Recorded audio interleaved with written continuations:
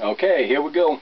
To start this thing up, we have a toggle switch here which turns the shut-off valve on and off. It needs to be depressed while starting it. I turn the ignition to the on position, which will get things flowing.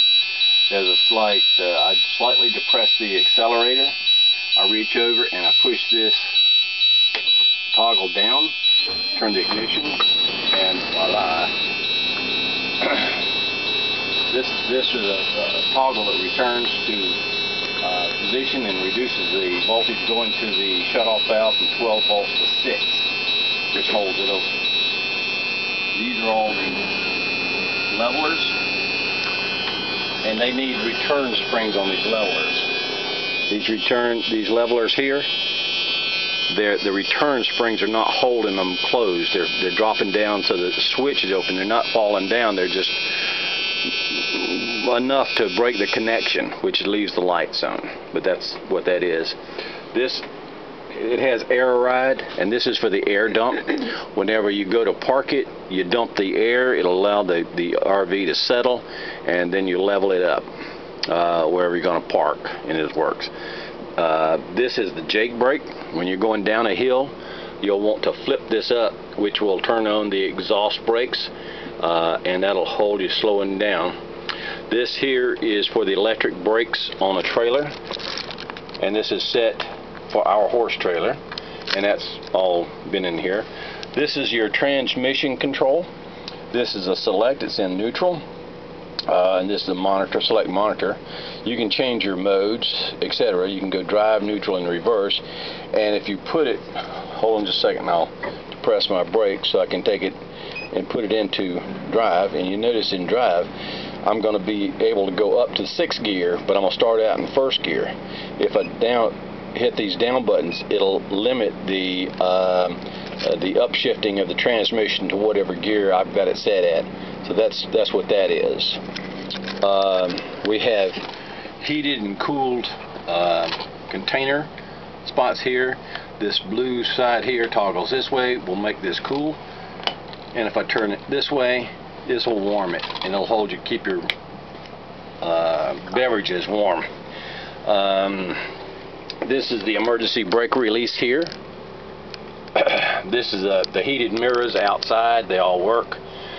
This is to start the generator from the driver's seat. You need to have before this will work, you need to have the inverter changed. But it will start now because I've got the engine running. But there's no propane in it, so it won't start. This is the TV booster, and that's for the little antenna that's on top for running the old UHF. It doesn't work anymore because we don't receive UHF. It's all digital. This is the horn. You can turn it on and off. These are aisle lights. Turns on the lights back in the back. This is the emergency start, which will take power from the house batteries and apply it to the engine so that the engine will start. The engine has a separate battery from the house. These are a set of fans, and these fans are for these up here. There's one on each side. And down here, of course, we have the fog lights for the RV outside. When you turn those guys on, you'll get the fog lights. This is how we level it. We look at these guys here. You can see that we're off, tilted slightly to the side right here. We would normally get that dead center, and that'll keep you level from side to side. CB. There's a CB radio. The antenna is mounted on the top. This is the backup camera. When you turn this guy on, it comes on, and you can see what's behind the RV for backing up and that kind of stuff. This here is a microphone for Bluetooth on the new radio we had put in.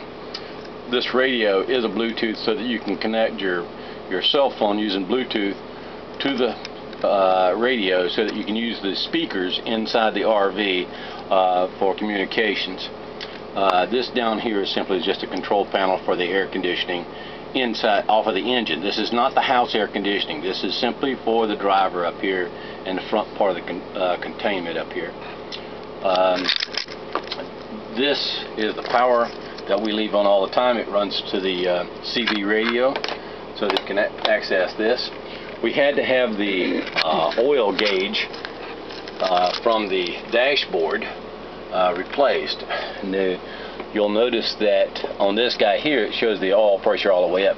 That's disconnected. We had to have a new gauge put in, and it was less expensive to put a simple oil gauge in than to try to replace the entire panel on the RV. There you go.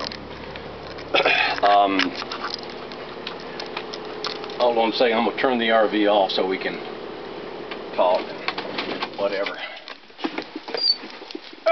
Okay. I'm just going to do this right here.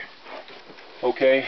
We have lights here, just for the driver and sitting in this seat. This sofa opens up into a double bed, and there are ends that slide in there to make it full.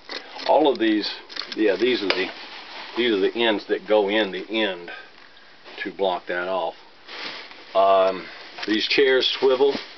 The captain chairs all swivel around, so they'll all point back into the center, so you could have a group sitting right here. Let's see, what else we got here? This is the sink, and this is the piece that we replaced, which might have been part of the problem for the leak. We think we found it, and we think we've got it, and everything's okay now. Has lots of cabinet. All this oak cabinetry looks really good. It's in good shape. Here's the microwave, and the microwave has a turnstile that turns it, and it's a pretty good sized microwave. This is the control panel for the LP and all that kind of stuff. I'm going to go start the stop the recording.